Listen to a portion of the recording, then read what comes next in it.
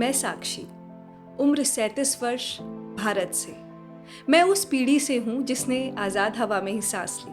मैं उस पीढ़ी से भी हूँ जिसने गांधी जी को कभी जीवित नहीं देखा, पर महसूस किया है।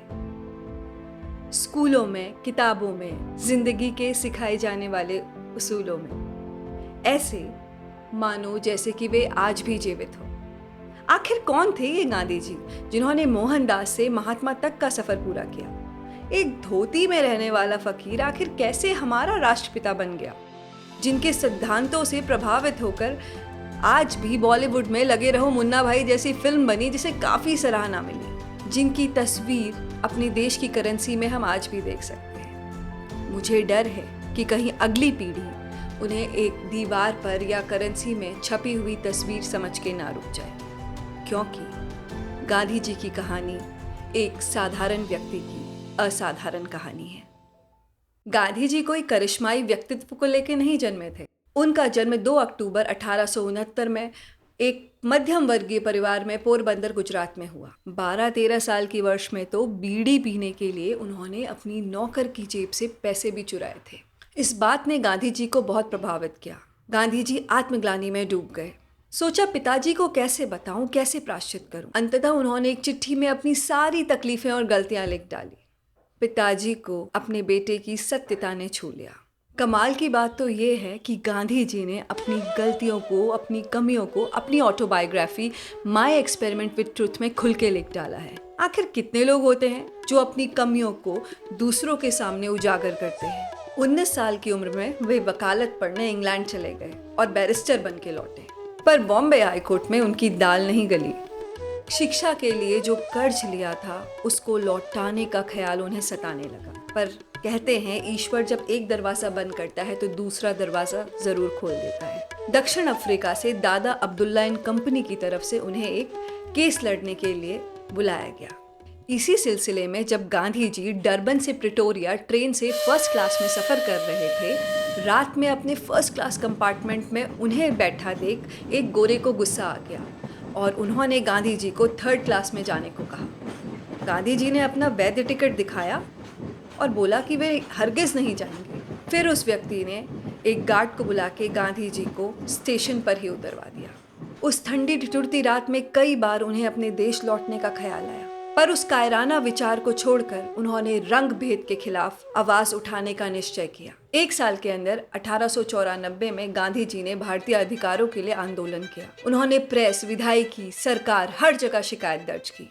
वे इतने साहसी थे कि परदेश में रहकर उन्होंने भारतीय अधिकारों के लिए इंडियन ओपिनियन नाम का साप्ताहिक अखबार निकाला और साथ ही फीनिक्स सेटलमेंट की भी स्थापना की। पर ऐसी चीजें मुफ्त में नहीं होती। आखिर कहां से एक फकीर के पास इतनी जमीन आ गई? हरमन कैलनबैक नाम के उनके मित्र और अनुयायी थे जिन्होंने उनके व्यक्तित्व से प्रभावित होकर फीनिक्स सेटलमेंट के लिए 100 एकड़ जमीन उन्हें डोनेट की। बाद में टॉल्स्टॉय फार्म के लिए भी उन्होंने 1100 एकड़ जमीन गांधी जी को दी। उनकी सादगी, सत्यता, दृढ़ता ने उनके कई मित्र बना दिए।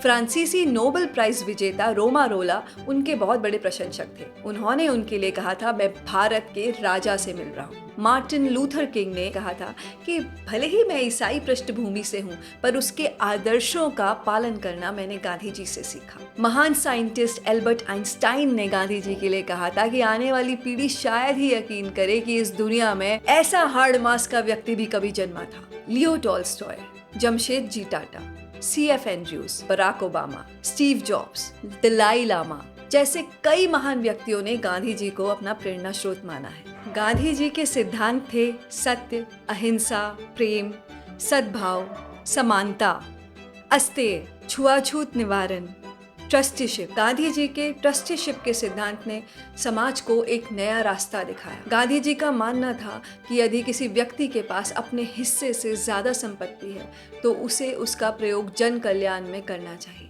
गांधी जी के सिद्धांतों पर चलकर जमनालाल बजाज, रतन टाटा, GD बिरला जैसे कई व्यक्तियों ने अपनी सामाजिक जिम्मेदारियों को हमेशा पूरा किया। गांधी जी ने स्वदेशी आंदोलन की शुरुआत की, जिसका उद्देश्य भारतीय उत्पादों का इस्तेमाल और विदेशी उत्पादों का बहिष्कार था। खादी को बढ़ावा देना दरअसल स्वदेशी और आत्मनिर्भरता की भावना को बढ़ावा देने का एक जरिया था। गांधी जी के नेतृत्व में कई आंदोलन हुए, कृषक आंदोलन, नमक सत्याग्रह, असहयोग आंदोलन, भारत छोड़ो आदि। नमक सत्याग्रह ने ब्रिटिश सत्ता को हिला दिया।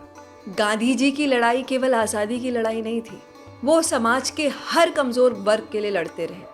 छुआछूत, जातिवाद, रंग भेद, यहाँ तक कि स्त्री के हकों के लिए भी उन्होंने आवाज उठाई। गांधी जी ने किताबों के साथ साथ लोगों से भी प्रेरणा ली। यदि मैं किताबों की बात करूं तो लियो टॉल्स्टॉय की किताब the God is within you, John Ruskin की किताब unto this last, Gita, Bible, उन्होंने अपनी माता पुतलीबाई को भी अपनी प्रेरणा का स्रोत माना था और गोपाल कृष्ण गोखले को अपना गुरु, अपना मार्गदर्शक। 15 अगस्त 1947 को देश को आज़ादी तो मिली, पर गांधी जी उस आनंदोत्सव में शामिल नहीं हुए। 30 जनवरी 1948 में शाम 5:17 में दिल्ली में एक प्रार्थना सभा में नाथूराम गोडसे ने गांधी जी पर 3 गोलियां चलाई। गांधी जी हे राम कहकर जमीन पर गिर गए, पर वे मरे नहीं। वे हमारे चैतन्य में आज भी जिंदा हैं।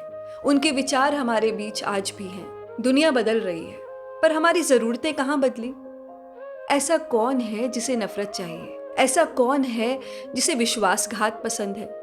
ऐसा कौन है जिसे हिंसा अच्छी लगती है? ऐसा कौन है जिसे झूठ चाहिए? जब तक हमारे अंदर प्रेम, अहिंसा, सत्य की आकांक्षा जिंदा रहेगी, तब तक गांधी जी जिंदा रहेंगे। गांधी जी एक व्यक्ति नहीं, एक विचार है। हर लड़ाई केवल शस्त्रों से नहीं लड़ी जाती। कई लड़ाइयाँ रचनात्मकता और सकारात्मक विचारों से भी जीती जाती हैं। गांधी जी ने कहा था कि आप मानवता पर विश्वास नहीं खोइए। मानवता सागर की तरह है। यदि सागर की कुछ बूंद गंदी है तो सागर गंदा नहीं हो जाता। जय हिंद।